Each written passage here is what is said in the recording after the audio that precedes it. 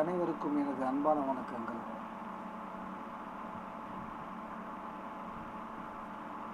உடல், உயிர், மனம், ஆன்மா,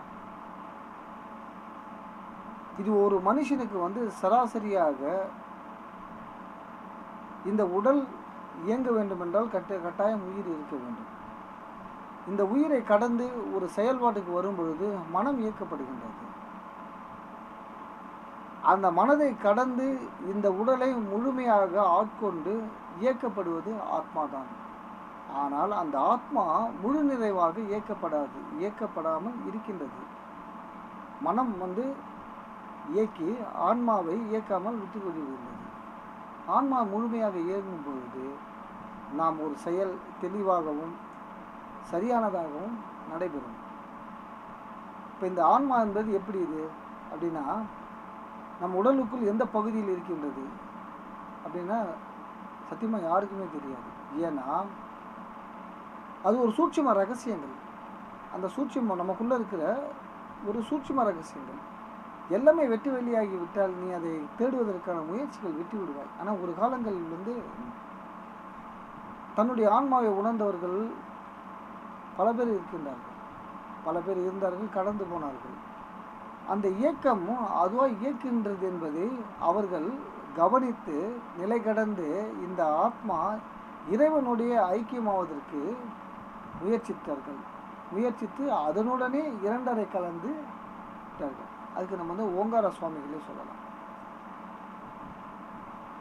அவர் அந்த சதாகாலம் ஜெயவோம் என்ற மந்திரத்தை சொல்லி ஜெயவோம் என்ற ஒரு மந்திரத்தை சொல்லி சதாகாலம் அன்ன ஆகாரம் இல்லாமல் தியானித்து ஜபம் செய்து அவருடைய கர்ம வாசனைகள் போவதற்காக பல காலங்கள் காத்து கொண்டிருந்தார்.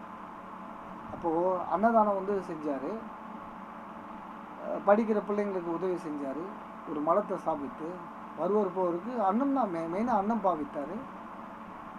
அதிகப்படியாக ஞான உபதேசங்கள் அதாவது சொற்பொழி ஆற்றவில்லை, ஞான உபதேசங்கள் செஞ்சிருக்காரு. ஏன்னா அவரை பார்த்தாலே போதும். அந்த மாதிரி ஓங்கார சுவாமியுடைய அருள்நிலைகள், அவருடைய அனுபவங்கள் எல்லாமே, அவர் சொல்லியிருக்கிற விஷயங்கள் எல்லாமே சயின்டிஃபிக்காக சொல்லியிருக்காரு. அவருடைய புத்தகங்களை படித்தா தெரியும்.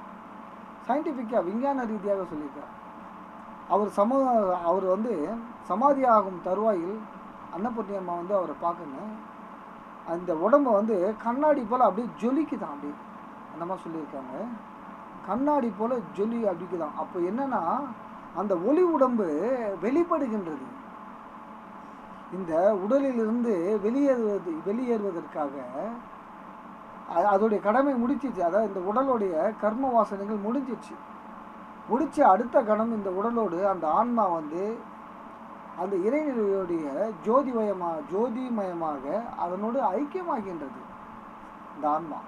இப்போ ஓங்கார சுவாமிக்கு அவர் சமாதி ஆவதற்கு முன் தன்னுடைய உடம்பு கண்ணாடி துகள்கள் கொட்டி விட்டால் எப்படி இருக்கும், அது போல் அந்த மினுமினுப்பு ஏற்பட்டதுன்ட்டு அன்னபூர்ணி அம்மா சொல்லியிருக்காங்க. அவருடைய கண்கள் அவ்வளோ தேஜஸ், அவ்வளோ அழகாக இருக்கும் அப்படின்னு சொல்லுவாங்க. ஏன்னா அந்த பார்வை, அந்த மகான்களுடைய கருணை பார்வைகள் சொல்லுவாங்க இல்லையா, அந்த பார்வை. ஆனால் ஆள் அப்படியே நல்ல, அதாவது ஃபுல்லாக ரொம்ப ஒல்லியாயிட்டார். ஏன்னா உடலை மகான்கள் பெருசாக இருக்க மாட்டாங்க. ஏன்னா உடல் கர்மா இல்லையா, கர்மாவை ஒழிப்பதற்காக தானே சதா காலங்கள் பயிற்சிகள் செய்கிறாங்க. இப்போ கர்மா முடிஞ்ச உடனே இந்த உடல் ஒளி உடம்பு வெளிப்படுகின்றது. ஓங்கார சுவாமிக்கு வெளிப்படும் பொழுது அவருடைய ஆன்மா இந்த உடலிலிருந்து பிரிந்து அந்த பரமாத்மா நிலைக்கு ஐக்கியமாக்கப்படுகிறது. அது மகான்கள் அடைந்தார்கள். ஓங்கார சுவாமி இல்லை, ஓங்கார சாமி மட்டும்தான் அது அடைய முடியும், நம்மளாம் அடைய முடியாது அப்படின்னா அப்படி கிடையாது. நாம் அதற்கு தயாராகவில்லை, அவ்வளோதான். ஏன்னா இன்னமும் நம்ம மெட்டீரியல் லைஃப்பில் வாழணும்னு நம்ம ஆசைப்பட்டு கொண்டிருக்கோம். மெட்டீரியல் லைஃப்பில் வாழணும் அப்படின்ட்டு பிறவி கடப்பதற்கு மெட்டீரியல் லைஃப் ஜஸ்ட் பர்சன்டேஜ் தான். அந்த பர்சன்டேஜ்லேயும் சதாகாலம் இறைவனை நினைத்து எண்ணங்களை வறுத்தெடுக்க வேண்டும். இறைவனை நினைத்து எண்ண ஓட்டங்களை ஒரு இடங்களில் ஒடுக்குவதற்கு இறை ஞாபகத்தை சொல்லும்போது ஒரு இடங்களில் ஒடுங்கிவிடும். ஒடுங்கும் பொழுது தன் உடல் இரத்த நாளங்கள் உடலில் இருக்கும் பரிபூர்ண சீர்நிலைக்கு அடைகின்றது. ஒரே ஒரே ஈவனாக இருக்கும் அப்படின்னு சொல்கிறாங்க. இந்த தியானத்துடைய அந்த கடந்த நிலைக்கு சில நேரங்களில் நான் வந்து தியானம் செய்யும் போது எனக்கு பல அனுபவங்கள் ஏற்பட்டிருக்கு. தியானம் மூலம் பல அனுபவங்கள் ஏற்பட்டது. அது வந்து இது சொன்னாலும் வியக்கத்தான் இருக்கும். அதான் சில அனுபவங்களை நம்ம சொல்லலாம். ஏன்னா பல அனுபவங்கள் சொல்லும் போது அது வந்து வேடிக்கை கேலிக்குறியாகி, அதாவது என்னென்னா கிண்டலாக போயிடும். அதனால் நிறைய அனுபவங்கள் வந்து சொல்ல, ஏன்னா சூட்சமாக ரகசியங்களோடு நம்ம அனுபவிக்கும் போது இந்த பூவுலகில் நம்ம அந்த அந்த விஷயங்களை நம்ம சொல்லும்போது வந்து நமக்கு கேலிக்குறிய, அதாவது கேள்விக்குறியாக தான் இருக்கும், கேலிக்குறியாக தான் இருக்கும். தியானங்கள் செய்யும் போது சில அனுபவங்கள் ஃபஸ்ட்டு வந்து இது ஆரம்பகால சாதன தியானங்கள் செய்யும் போது எண்ணங்கள் ஓட்டங்கள் ஓடிக்கொண்டே இருக்கும். முதுகு வலிக்கும், கை கால் வலிக்கும். உடனே வந்து ஒரு இது உட்காந்து ஒரு இடங்களில் வந்து ஒரு 10 நிமிஷத்துக்கு மேலே உட்காந்து தியானம் செய்ய முடியாது. ஏன்னா இந்த உடலை விட மனம் வந்து ஒத்துழைக்காது. சதாகாலம் ஓடிக்கொண்டிருந்து ஒரு இடத்தில் ஒடுங்குவதற்கு மனம் வந்து களியாட்டங்களில் தான் நாட்டங்கள் ஏற்படுமே தவிர ஞான நாட்டங்களில் ஏற்படாது. ஏன்னா மனம் வந்து அப்படி தான் இருக்கின்றது. அது தன்மைகள், அதுதான் இறைவன் படைக்கும் போதே மனதுடைய தன்மைகள் இப்படி தான்ன்றது இறைவன் படைத்து விட்டார். ஆனால் அதை கடக்கும் பொழுது மட்டுமே நம்ம வந்து இறைநிலையை அடைய முடியும். அப்போ ஆரம்பகால சாதகங்கள் வந்து தியானங்கள் செய்யும் பொழுது முதல்ல வந்து சின்ன சின்ன யோக பயிற்சிகள் செஞ்சால் நல்லாயிருக்கும். யோக முத்ராசனம், இது வந்து யோக முத்ராசனம் வந்து கம்பல்சரி வந்து தியானம் அந்த நிலை கிடக்கணும்னு நினைக்கிறவங்க யோக முத்ராசனம் தினமும் செய்யணும். யோகா முத்ராசனம் தினமும் செய்யும்பொழுது என்ன ஆகுனா, இந்த முதுகு தண்டு வளைந்து நெளிந்து உடல் சமச்சீராகும். அதனால் உடம்பை வந்து நம்ம ஸ்ட்ராங்காக வச்சுக்கணும். முதல்ல எடுத்த உடனே ஏக்தம்னு உட்காந்து வந்து நம்ம வந்து பல மணி நேரம் உட்காந்து தியானம் செய்ய முடியாது. அப்படி செஞ்சாலும் ஆபத்து. ஏன்னா இது வந்து மெல்லிய கம்பி போன்றது. நம்ம மீட்கும் பொழுது அது அருந்து விடும். அது என்னென்னா அந்த உடம்பை ஸ்ட்ராங்காக வச்சுக்கின்னு தியானம், அதாவது அந்த யோகா முத்ராசனங்கள் சில பயிற்சிகள் நம்ம செஞ்சு அதுக்கப்புறம் தியான முறைகள் நம்ம தியானத்தை வந்து கையாளும் பொழுது நம்ம உடல் வந்து ஓரளவுக்கு வந்து ஒத்துழைக்கும். முடிந்தால் வந்து சுகாசனம் அல்லது பத்மாசனம் போடலாம். பத்மாசனம் உசிதம். அப்படி இல்லை என்றாலும் சுகாசனம் வந்து போட்டுக்கலாம். அப்படி இல்லையா, நம்ம தொப்பக்கப்ப இருக்கிறவங்க கொஞ்சம் கால் கைகள் இருக்கணும், ஒரு சேர் வந்து போட்டு உட்காந்து தியானம் பண்ணலாம்.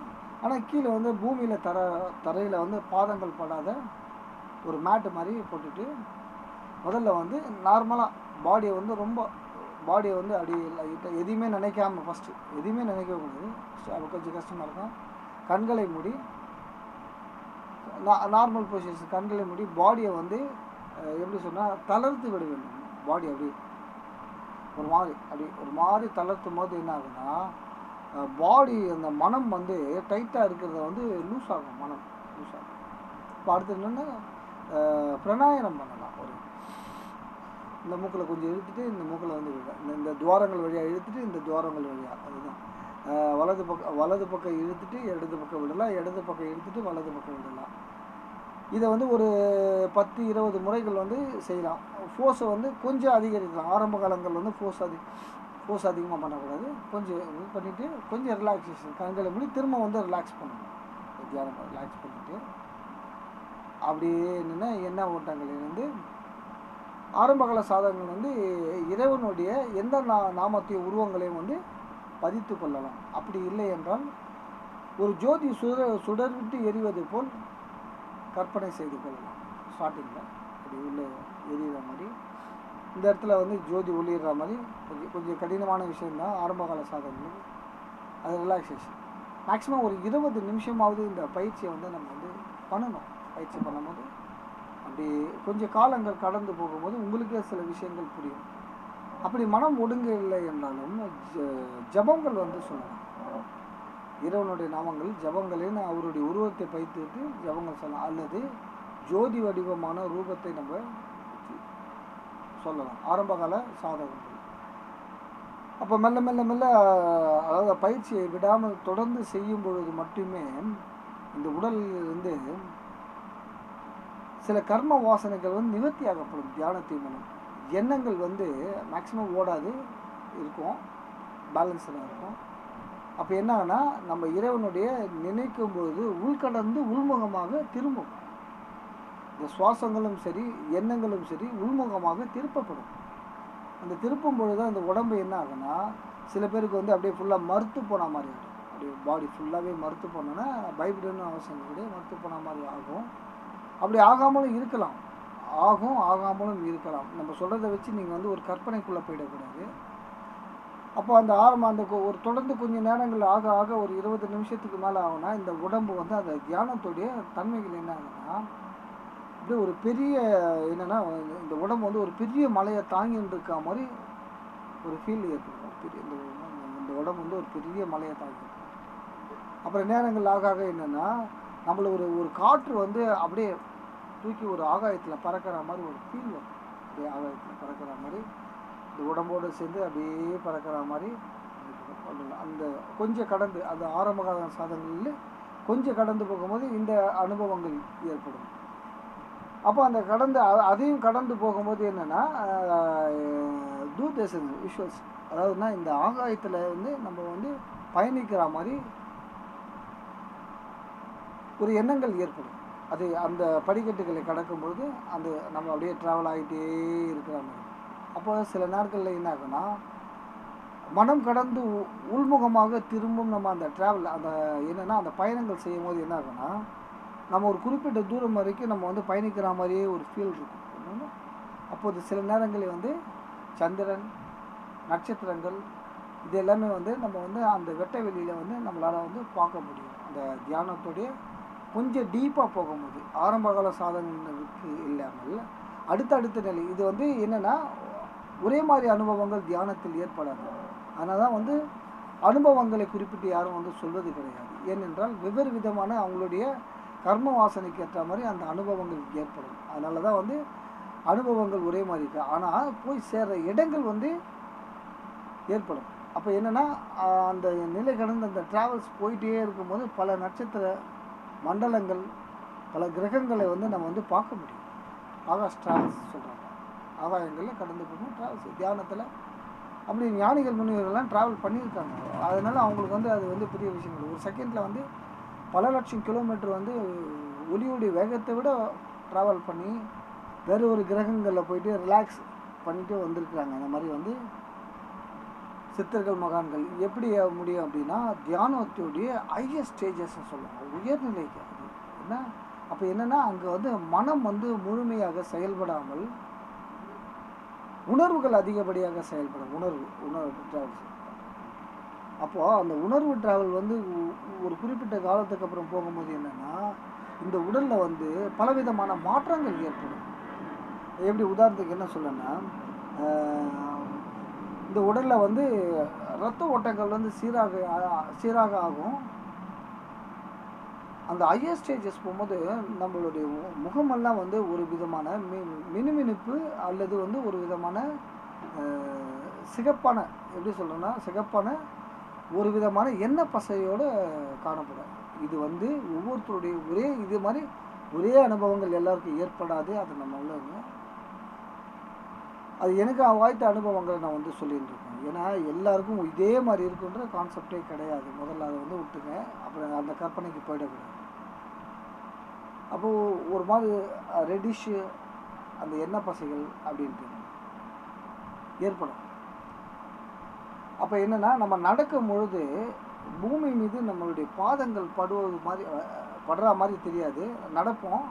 ஆனால் அப்படியே நம்ம வந்து ஒரு மாதிரி பறக்கிற மாதிரி ஒரு ஃபீல் இருக்கும். நார்மலாகவே அந்த நிலை கிடக்கும் பொழுது நடக்கும்போது நார்மலாக. அப்போ என்ன ஆகுன்னா நம்மளுடைய பேச்சுக்கள் வந்து அதிகமாக வந்து பேசாமல் குறையும், பேச்சு குறையும்.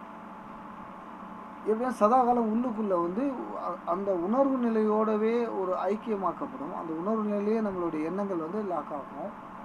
அப்போ என்னென்னா வெளி உலகங்கள் வந்து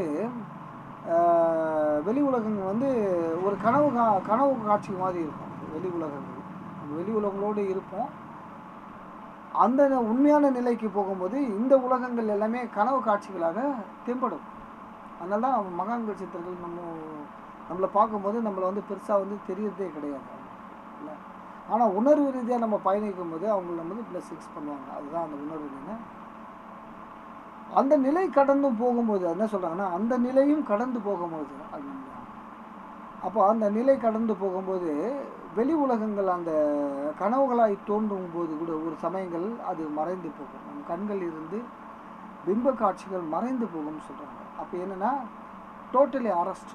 அப்போ என்னென்னா நம்ம பார்க்குற காட்சி எல்லாமே இறை காட்சிகளாகவே தோன்றும் அப்படின்றாங்க. அப்போ என்ன, யாரை பார்த்தாலுமே கல், மண், மரம், செடி, கொடி எல்லாமே இறைவனாக செயல்படுவதையும் இறைவன் செயல்பட்டு கொண்டிருப்பதை இறைவனாக அந்த எண்ணங்கள் வந்து போய்விடும். அப்போ என்னென்னா உனக்குள்ளே வந்து அந்த கர்மாக்கள் வந்து கழிந்து விட்டது. கர்மாக்களை கடந்து விட்டு ஞான நிலைகளுக்கும் அந்த உச்ச நிலைக்கு ஹையஸ்ட் நிலைக்கு போகும்பொழுது வெளி உலகங்கள் கனவுகளாக இல்லாமல் கற்பனைகளாக இல்லாமல் வெளி உலகங்கள் வந்து மறைந்து போகும். அந்த வெளி உலகங்கள் மறைந்து போகக்குள்ளே அந்த எண்ணங்கள், அதாவது மனம் வந்து டோட்டலி ஒரு இடத்துல வந்து சரண்டர் ஆகிடும்.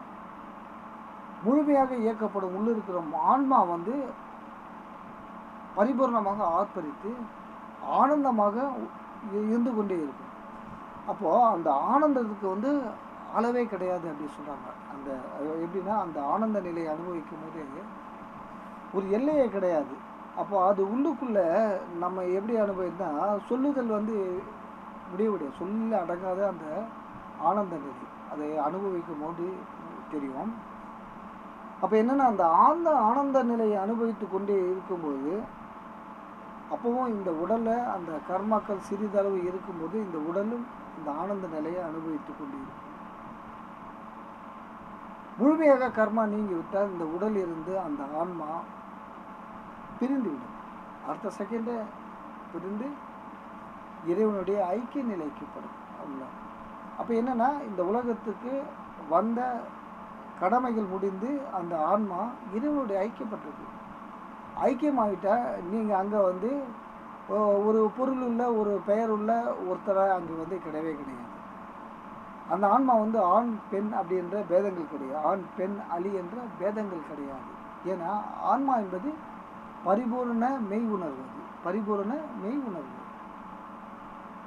அது இந்த உடலை எடுக்கும்போது அந்த தன்மைகளுக்கு ஏற்ற மாதிரி அது பெண் தன்மையான உடலை ஆண் தன்மையான உடல் அப்படின்றது மாதிரி அதோடைய வாசனைக்கு ஏற்ற மாதிரி உடலை எடுத்துக்கின்றது. அவ்வளோதான். மற்றபடி வந்து ஆன்மாவுக்கு வந்து ஆண் பெண் என்ற பேதங்கள் கிடையாது. அப்போ அந்த ஆன்மாவை வந்து நம்ம வந்து ஏற்கனவே அது பலமாக இருக்குது. இந்த உடலோட உள்ளுக்குள்ளே மாட்டின்னு சிறைப்பட்டிருக்கு அந்த ஆன்மா. அந்த சிறைப்பட்ட ஆன்மா தன்னை முழுமையாக இயக்காமல் நாமே தான் அதை கட்டுண்டி ஒரு கயிறு போட்டு கட்டி வச்சிருக்கோம். உதாரணம், அதை சுதந்திரமாக செயல்பட விடாமல் கட்டியிருக்கோம். ஏன்னா இந்த இடங்கள் என்ன சொல்கிறேன்னா மாயை நிறைந்த உலகமாய் மாறுகின்றது. மாயை ஃபுல்லாகவே வந்து காட்சி பொருள். நம்ம நினைக்கலாம் வந்து மாயை வந்து சும்மா எல்லோரும் சொல்கிறாங்க மாயை அப்படி கிடையாது. ஒரு செகண்டுக்கு இந்த உடம்பு பல லட்சம் கோடி அணுக்களாக மாற்றம் அடைந்து விட்டது. ஃபஸ்ட்டு நம்ம பேசும்போது இருந்த உருவங்கள் இப்போ அடுத்த கணம் இருக்கிற உருவங்கள் நேச்சுரலாகவே கிடையாது. ஏன்னா பல மாற்றங்கள் இருக்குது. அது எப்படின்னா தொடர்ந்து ஒரே மாதிரி பதிவாகிறதுனால என்னுடைய உருவங்கள் வந்து ஒரே மாதிரி பதிவாக்கப்படுகின்றது. அவ்வளோதான். ஆனால் பல லட்சங்களுடைய மாற்றங்கள் வந்து உட்படுகின்றது. அந்த மாற்றங்கள் தான் வந்து மாயை அப்படின்னு சொல்கிறாங்க. இப்போ நிலையானது எது? நிலையான ஒரு தன்மை உள்ள இறைத்தன்மைகள் மட்டுமே. அந்த இறைத்தன்மைகள் கூட ஆத்மாவா இருந்து பரமாத்மாவே மாற்றமாகின்றது இல்லையா? மாற்றம் ஒன்றே நிலையான்னு சொல்கிறாங்க. ஆனால் அந்த பரிபூரண இறைவன் வந்து அடையும் பொழுது மாயை நம்மளை விட்டு அழகி, அதாவது ஓடிவிடும். அப்போ அந்த ஆன்மாவை நாம் தெரிந்து கொள்வதற்கும் நம்முள் உணர்ந்து கொள்வதற்கும் எவ்வளவு கடுமையான பயிற்சிகள் நாம் செய்ய வேண்டும் யோசனை பண்ணுவோம் இல்லையா?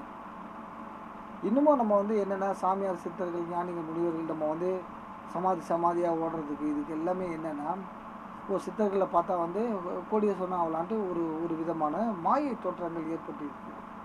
இந்த காலத்துலேயே இருக்குது, இப்போ இருக்குது. அந்த சமாதிக்கு போனால் அந்த சித்தரை பார்த்து தான் இவரில் பெரிய ஆள் ஆகிட்டார், இந்த சித்தரை பார்த்து அந்த பெரிய ஆள் ஆகிட்டார் அப்படின்ற ஒரு தவறான கோட்பாடு. இதுவும் ஒரு விதமான மாயை தான். சித்தரை பார்த்தா வந்து கோடிக்கணக்கில் பணம் கொட்டும் அப்படின்றது எப்படி ஒரு சாத்தியக்கூறாக முடியும்? இப்போ ஒரு ஒரு உதாரணத்துக்கு நம்ம எடுத்துக்கலாம். இப்போ நிலை கடந்த ஒரு ஆன்மாவை முழுமையாக உணர்ந்த ஒரு சித்தன் அவனுக்கு நீங்கள் போறீங்கன்னு வச்சுக்கலாம் உதாரணத்துக்கு. அப்போ உனக்கு பொருள் பணம் காசு நிறையட்டும்னா உனக்கு வந்து வரம் கொடுப்பான். நல்லா யோசனை பண்ணிப்பான். உனக்கு என்ன வேணுமோ அதோடைய லிமிட்டட் ஒன்று. உன் ஆன்மாவை உணர்ந்து கொள்வதற்கான அந்த வந்து ஆசீர்வாதங்களை வழங்கப்படும். அதுதான் சித்தர்கள். இதுதான் நேச்சுரல் இல்லை. அதை விட்டுட்டு திரும்ப வந்து மெட்டீரியல் லைஃபுக்கு நீ வந்து கார் வாங்கணும், பங்களா வாங்கணும், இது வாங்கணும், அது வாங்கணும் அப்படின்னா இன்றைக்கே நிறைய சமாதிகளுக்கு வந்து ஓடுறது எல்லாமே எப்படின்னா நிறைய பணம் நம்ம லைஃப் மாறிடும். பணம் காசு கோடீஸ்வரம் வீடு மனை அதெல்லாம் வாங்கலாம் எல்லான்னு நீங்கள் வந்து உங்களுடைய முயற்சிகள் பண்ணுங்கள் முதல்ல. அதுதான் வந்து முக்கியம். பணம் காசு வந்து இந்த உலகத்தில் வேணும், சம்பாதிக்கணும், வீடு வாசல் கட்டணும், எல்லாமே வேணும் தான்.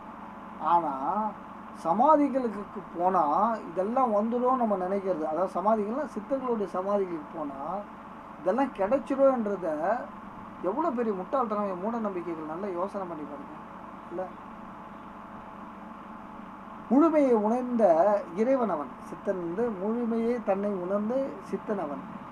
மெட்டீரியல் லைஃப் என்னன்னு தெரியும், ஸ்பிரிச்சுவல் லைஃப் என்னன்னு தெரியும். அதை கடந்து போயிட்டு சமாதி நிலைய ஆனவன் உனக்கு ஒரு வரம் அளிக்கிறான் என்றால் பணம் காசு பொருளுக்காக வரம் அளிப்பான். நல்லா யோசனை பண்ணி பாருங்க. நீ அந்த நிலை கடந்து போவதற்கு தானே வந்து வரம் அளிப்பான் இல்லை.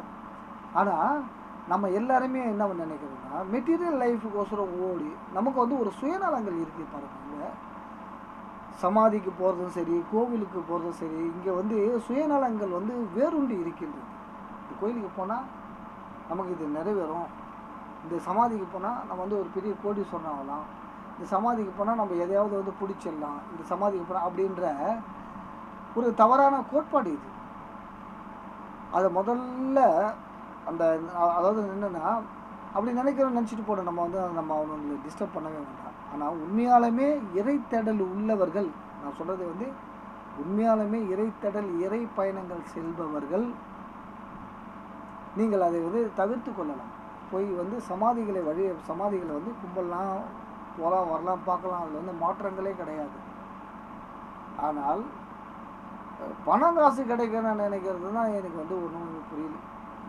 நிறைய பேர் சொல்லிட்டு இருக்காங்க அங்கே போனால் வந்து பணம் காசு என்ன அப்படின்னா வந்து பணம் காசு கொடுக்கறது தான் அவர் ஏன் சித்த நிலை இறைநிலை ஞானங்களை கொடுப்பவர்கிட்ட போய்ட்டு வந்து பணம் காசு எதிர்பார்த்துட்டு இருக்குல்ல. அந்த வகையில் ஓங்கார சாமிகளை வந்து நம்ம சொல்கிறோம்.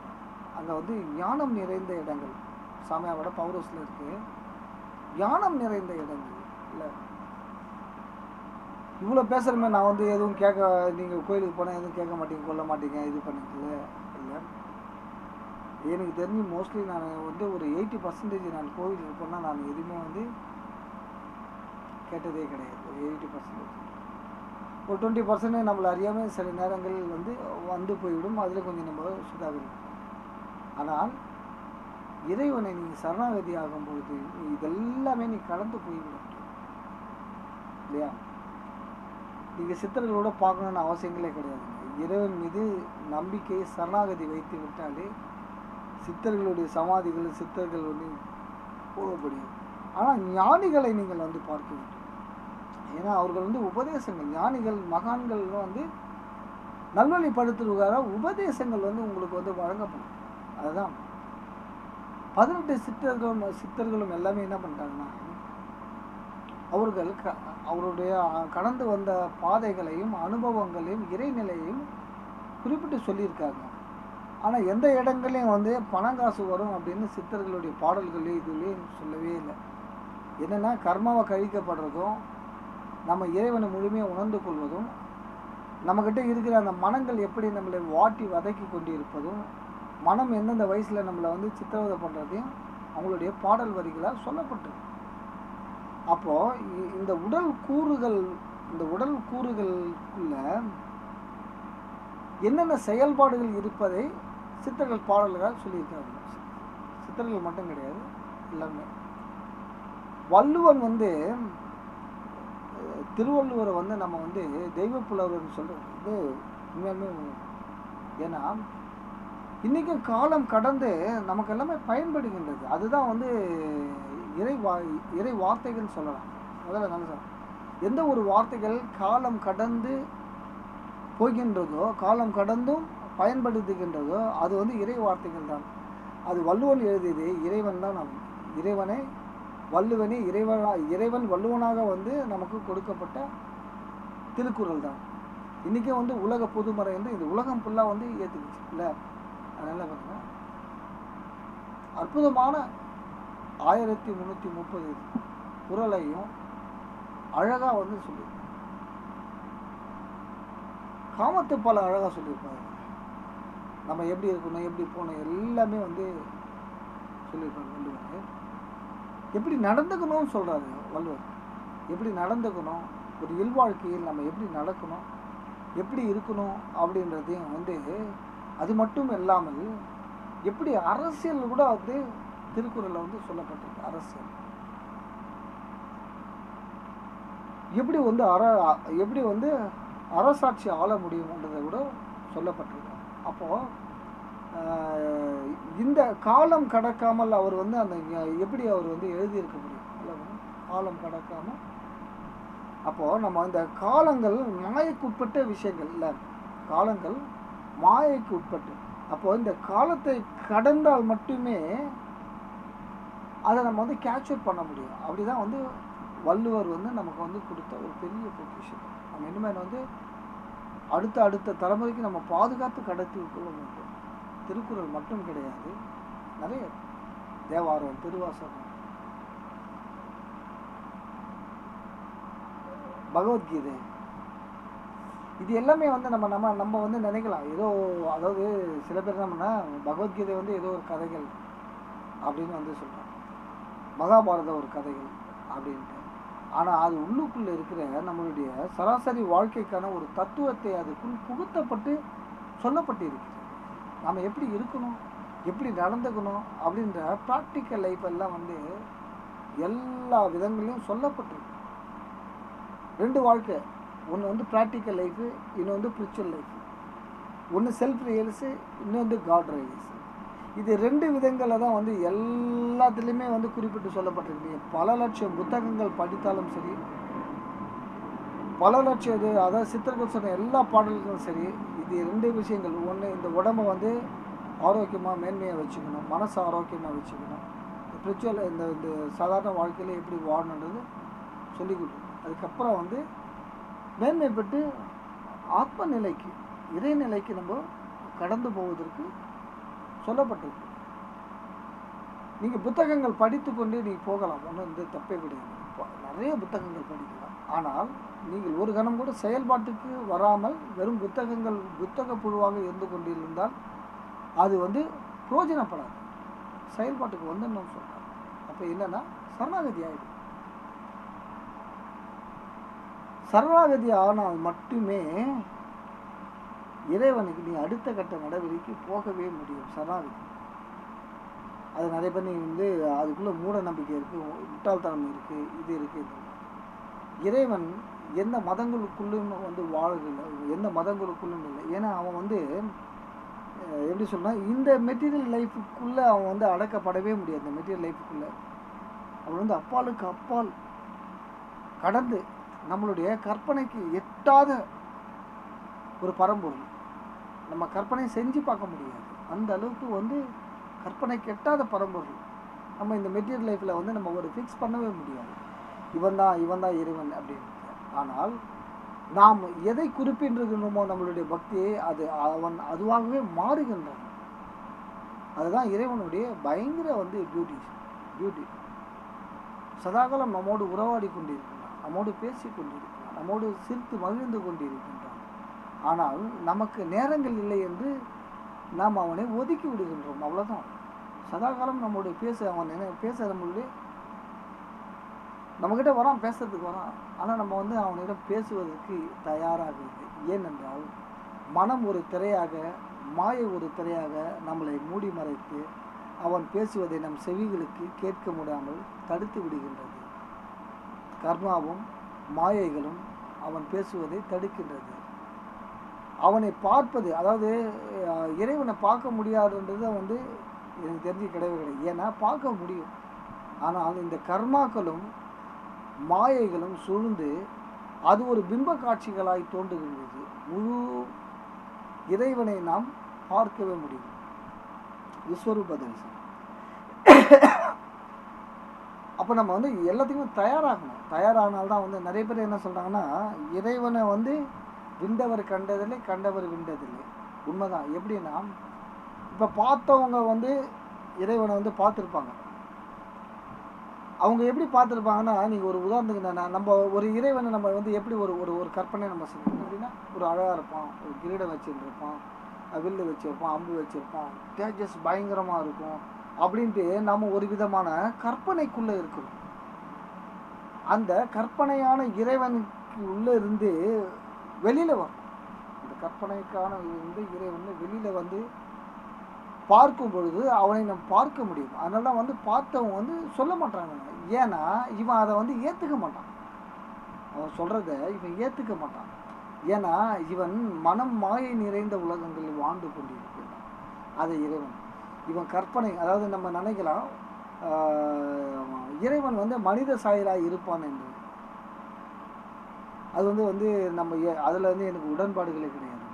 இறைவன் வந்து மனித சாயலாக இருக்கிறது, அதில் எனக்கு உடன்பாடுகள் கிடையாது. ஏனென்றால் இந்த பிரபஞ்சம் வந்து பல லட்சம் கோடி அண்டங்கள் நிறைந்த இந்த பிரபஞ்சத்தில் எங்கோ ஒரு இடங்களில் வந்து மனிதன் அல்லாமல் எத்தனை ஒரு ஜீவராசிகள் வாழ்ந்து கொண்டிருக்கலாம். அந்த ஜீவராசிகள் மனிதனுடைய அற்புதமான புத்தி உள்ளதும் கூர்மை உள்ளதும், எப்படி சொல்கிறேன்னா, அழகாகவும் இருக்கலாம், இல்லை அருவருப்பு தக்கதாகவும் இருக்கலாம். நம்மளுடைய பார்வைக்கு சொல்கிறான், அழகாகவும் இருக்கலாம், அருவத்தக்க.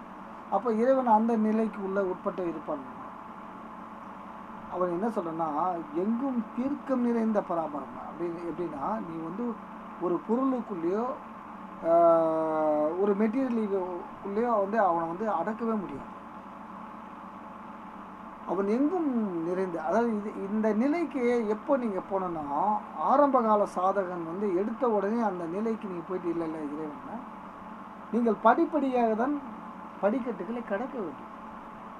அது சர்க்குண தெய்வங்களை நீ வணங்கி விட்டு தான் நிர்குண தெய்வங்களுக்கும் நீ போக, நிர்குண பிரம்மாக்குள் ஐக்கியமாக்கப்படுவோம். அது சர்க்குணங்களும் உழண்டு எடுத்த உடனே நீ வந்து மனங்களை வந்து நீ கடப்பது வந்து எப்படின்னா ஒரு டேஞ்சர் உண்டு. ஆனால் அவ்வளோ சீக்கிரம் கடக்க முடியாது, டேஞ்சர். அதனால் வந்து படிப்படியாக அந்த நிலைக்கு நீ போதும். படிப்படியாக வந்து கோவில் குளங்கள் ஒரு காலங்களில் வந்து நீ ஒரு இடங்களில் ஒடுங்கிடுவ. எவ்வளோ ட்ராவல் பண்ணாலும் இறைவனுடைய தேடல்களை நீ பல கோயில் இதெல்லாம் போனால் உனக்கான ஒரு இடங்கள் வரும்போது அந்த இடத்துல நீ ஒடுங்கிடுவ. அப்போ இறைவன் வந்து அந்த ஒரு பிளஸிங்ஸ் பண்ணால் தெரியாது. அதாவது சூட்சும ரகசியங்கள் சொல்கிறாங்க.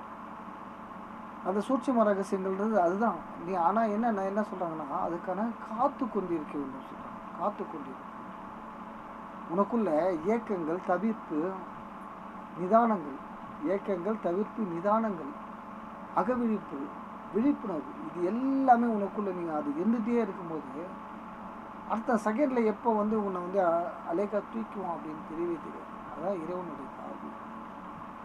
அதனால தான் வந்து நிறைய பேர் சில மகான்கள் வந்து தூங்குறதே கிடையாது. எப்போ நம்மளை வந்து தட்டி எழுப்பிடுவாங்க. இது தூங்கிட்டா இறைவன் நம்மளை எங்கே அந்த நிலைக்கு வந்து கடந்து போகணும்.